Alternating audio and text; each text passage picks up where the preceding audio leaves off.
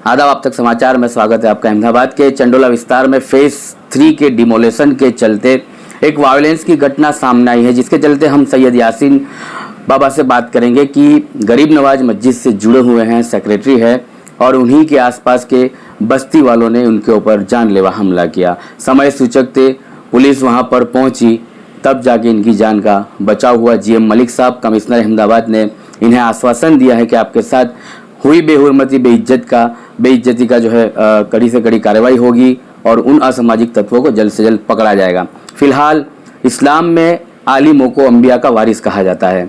आज कहीं ना कहीं कौम गुमराह हो चुकी है, मुसलमान दीन से गाफिल हो चुका है।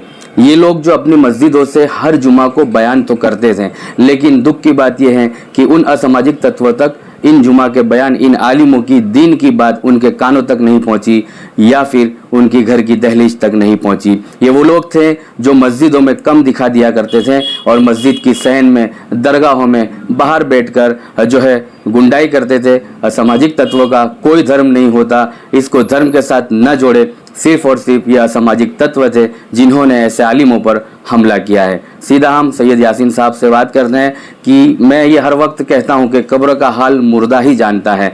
ऐसा ही एक वाकया चंडोला की डिमोलेशन फेज 3 में सामने आया है कि इनके ऊपर जो अत्याचार हुआ ये वही जानते हैं। तो हम इन्हीं से पूछते हैं कि क्या कुछ हकीकत है सर, और आज काफ़ी आप घबराए हुए हो। जी, पहले तो यही है कि मैं मस्जिद में खिदमत करता हूँ और हमेशा असामाजिक तत्व कभी यहाँ बैठ के कभी वहाँ बैठ के नशे वगैरह करते हैं, उनके ऊपर सख्त मौलाना साहब हमारे और मैं एतराज़ करता हूँ और उन लोगों को हटाता हूँ और उन लोग पे वहाँ से जो है सख्त उन पे एक्शन लेता हूँ कि भाई यहाँ नहीं बैठना, इधर से निकल जाओ। तो ये काफ़ी टाइम से मेरा ये सिलसिला चला रहा था, मगर उन लोगों ने क्या है कि वो कोई नशा ज़्यादा करता है, कोई कम करता है, मगर नशा ही होता है। उन लोगों ने काफ़ी अपने दिल में खार मेरे लिए रखा था, मौला साहब के लिए खार रखा हुआ था और तरह तरीके की मतलब वो लोग बाहर बातें करते थे।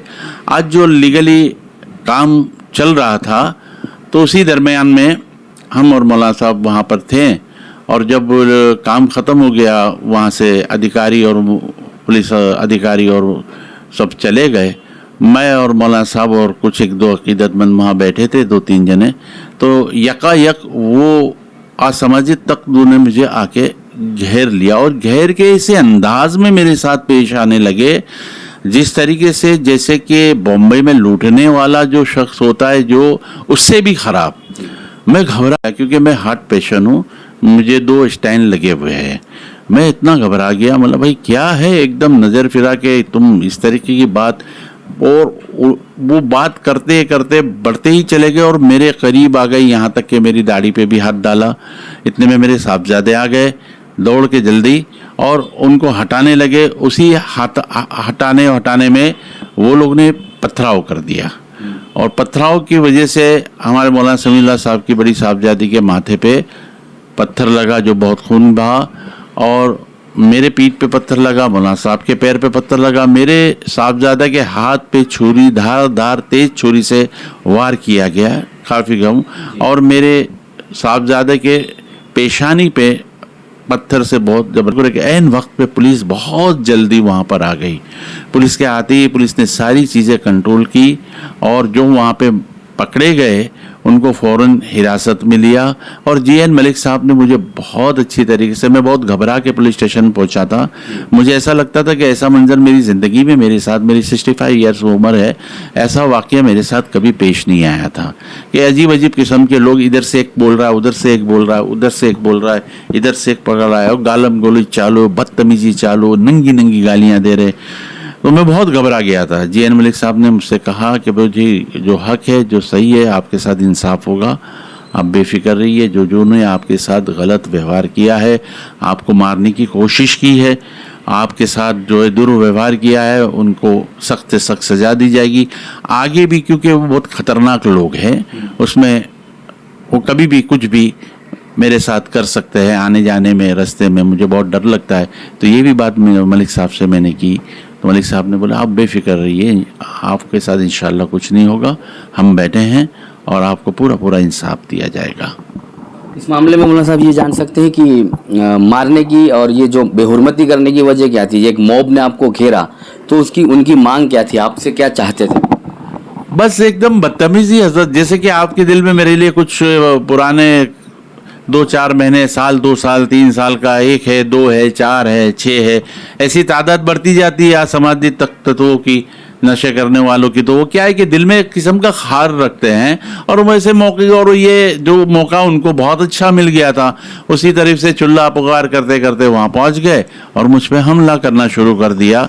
पहले ज़बानी गंदी गंदी गालियों के साथ, फिर उसके बाद हाथापाई की और मेरी दाढ़ी को पकड़ा। इससे मुझे बहुत दुख हुआ। मैंने ऐसा कभी मेरी ज़िंदगी में सोचा भी नहीं था, मगर मेरे साथ बहुत, और मेरे बच्चों को अल्लाह खैर करे कि उसको ज़्यादा लग जाती। तो मेरा जवान बच्चा था, उसके छोटे छोटे बच्चे थे, मुझे बहुत डर लग गया, मैं बहुत डर गया हूँ हज़रत इसके लिए। कहाँ कि ऐसे लोग जो असामाजिक नशे वाले होते हैं, उनको ऐसी कोई चीज़ की पड़ी नहीं होती है, उनका कोई मज़हब होता है, ना दीन होता है, ना किसी बुज़ुर्ग या कोई बड़े आदमी की वो इज़्ज़त करते हैं। वो बहुत मैं डर गया हज़रत, मगर मलिक साहब ने मुझे हिम्मत दिलाई और बहुत अच्छी तरीके से जैन मलिक साहब ने मुझे हौसला दिया। बस मुझे एक हिम्मत मिली उनके पास। तो पुलिस से आपकी कोई मांग, पुलिस प्रोटेक्शन आपको कुछ मिले, ऐसी कोई मांग आपकी कि अभी जो फिलहाल कुछ आरोपी जो है पुलिस की गिरफ्त से दूर हैं, तो आपको कोई प्रोटेक्शन दिया जाए, ऐसी कोई मांग? जी, अभी तो देखिए हज़रत के, जैसा कि अभी मैंने कल जाऊंगा तो कल इंशाल्लाह इस बारे में कुछ चर्चा करूंगा। वैसे तो क्या है कि ये लोगों के कोई भरोसे नहीं होते हैं, और पुलिस तो बहुत चुस्ती से मुझ पर भी नज़र रखी हुई है अच्छी तरीके से, मतलब कि ऐसा वो नहीं है, क्योंकि पुलिस इतनी जल्दी मेरे लिए आ गई है, मेरे लिए बहुत बड़ी नेमत है अल्लाह की तरफ से कि ऐसे लोगों से, वरना मेरे साथ तो बहुत बुरा व्यवहार होता और मेरा बच्चा भी शायद मर सकता था। क्योंकि और मौलाना साहब के पैरों पे पत्थर लगा, मेरी पीठ पे पत्थर लगा, वो पत्थर अगर थोड़ा और 5 मिनट अगर लेट आए होते तो शायद मैं ज़िंदा भी नहीं मिलता। कौन लोग थे वो लोग जो कितने साल से आप यहाँ पर जो है मस्जिद से जुड़े हुए हैं, और वो लोग कौन थे, आप उनको कितने सालों से जानते हैं? ऐसे तो मैं काफ़ी साल हो गए मुझे, मैं मस्जिद से काफ़ी सालों से जुड़ा हूँ। अब ऐसे तो क्या है कि असामाजिक तत्व तो होते हैं, जो वो ऐसे 1 होते, 2 होते, 5 होते, 10 होते, फिर बढ़ते ही चले जाते हैं, और उनको उनकी जो अमल होता है, जो वो करना चाहते हैं, उसमें जो रुकावट डालता है, तो वो उसको सख्त से सख्त उसको दुश्मन की नज़र से देखते हैं, उनको वो बहुत बुरा लगता है। तो वही उनके लिए मैं बुरा हूँ, उनको मुझसे दुश्मनी थी तो वो मुझे बहुत परेशान किया। क्या मांग है प्रशासन से आपकी कि आने वाले दिनों में आपको क्या मदद मिलेगी? नहीं, इंशाल्लाह जैन मलिक साहब ने कहा है कि आपके साथ इंसाफ करूंगा मैं। बेशक जो गलत व्यवहार किए उनको इसकी सज़ा मिलेगी, और बस मुझे यही पुलिस प्रशासन से बहुत उम्मीद है। और ये जो असामाजिक तत्व थे, इन लोगों का कुछ वहाँ पर नशाहित प्रवृत्तियों का बिजनेस भी हुआ करता था, ऐसा कुछ जानने को मिला आपको? जी, ज़्यादा मैं डीप में नहीं जाता साहब, इसलिए कि ज़्यादा डीप में, क्यों, मैं सूफ़ी आदमी हूँ और आलिम आदमी हूँ, और मैं ये सब तपास खोज खाज नहीं है कि भाई एक नशे वाला आदमी बैठा है, नशा करता है, शक्ल से लगता है। अब तो ऐसे ऐसे नशे हो गए हैं कि कुछ उस जहन में नहीं आता वो क्या करता, तो इस मामले में मुझे कुछ इल्म नहीं है। चलिए, अब ये घटना है चंडोला डिमोलेशन फेज 3 की, कि आलिमों को भी टारगेट बनाया जा रहा है, उलमाओं को, मुफ्तियों को टारगेट बनाया जा रहा है। यहाँ पर एक ऐसी ही घटना सामने आई है। मुसलमानों को ये सोचना चाहिए कि अब वो इस दुनिया के अंदर क़यामत को पुकार रहे हैं। वैसे तो वालिदैन घरों में जलील होते हैं, ये भी तो क़यामत की निशानी है, लेकिन अब उलमाओं पर इस तरह का जो अत्याचार किया जाएगा तो अल्लाह की नाराज़गी से आप बचोगे नहीं, और वो दिन दूर नहीं है जिस दिन आपके ऊपर भी जो है रब की तरफ से सकंजा कसा जाए। फिलहाल तो जो है अहमदाबाद पुलिस कमिश्नर ने इन्हें जो है आश्वासन दिया है, और कुछ आरोपियों को तो गिरफ्त में ले भी लिया है। तो आने वाले दिनों में ऐसी इनकी मांग है कि जल्द से जल्द असामाजिक तत्वों को पकड़ा जाए, और जिस तरह के ये मामले को पुलिस ने देखा है, समय सूचकता वहाँ पर पहुँच गई है। किसी और दिन इन लोगों को यहाँ से निकलना हो, तब इनके ऊपर कोई जानलेवा हमला ना हो, और ऐसे असामाजिक तत्वों के ऊपर दाखिला रूप एक सज़ा उनको मिलनी चाहिए। क्योंकि इतनी जो हिम्मत करने वाले असामाजिक तत्व होते हैं, तो वो किसी एकाध दिन में गुनाह से जुड़ने वाले नहीं है। ईसनपुर पुलिस थाना के पास तो इनका पूरा डेटा होगा कि ये कौन लोग थे और कितने गुनाह में आगे भी ये लोग पकड़ा चुके हैं। तो ये पहले से ही जो है इस तरह के कारोबार में जुड़े होंगे, मारामारी में जुड़े होंगे, कितनी FIR इनके ऊपर दर्ज हुई, इन तमाम मुद्दों पर जो है तपास होनी चाहिए और निष्पक्ष तपास होगी तो ऐसे दीनदार धर्म गुरुओं को जो है खतरे से बचेंगे। और पुलिस का काम जो है जो जनता से जुड़ने वाला काम, आज कहीं ना कहीं पुलिस ने वो काम किया है कि पब्लिक से जुड़ी और इन लोगों को जो है खतरे से बाहर निकालकर असामाजिक तत्वों पर शकंजा कसा। दूसरी बात ये भी है मेरी, जैसे कि असामाजिक तत्व जैसे नशेड़ी लोग होते हैं, इनका इस्तेमाल अच्छे लोग भी करते हैं। जैसे कोई शख्स नशा वगैरह नहीं करता है मगर उसको मालूम है कि ऐसे माहौल में उनका इस्तेमाल किस तरीके से किया जाए, तो ये भी बात होती है कि कभी आप देखोगे कि भाई फलां शख्स तो नशा नहीं करता है, वो कैसे है, मगर वो इनकी फील्ड में होता है कि वो इनको किस तरीके से इस्तेमाल करे, उनको लालच देके या उनको कोई फ़ायदा या इनसे कुछ फ़ायदा मिलेगा, इस तरीके का भी माहौल आज चल रहा है।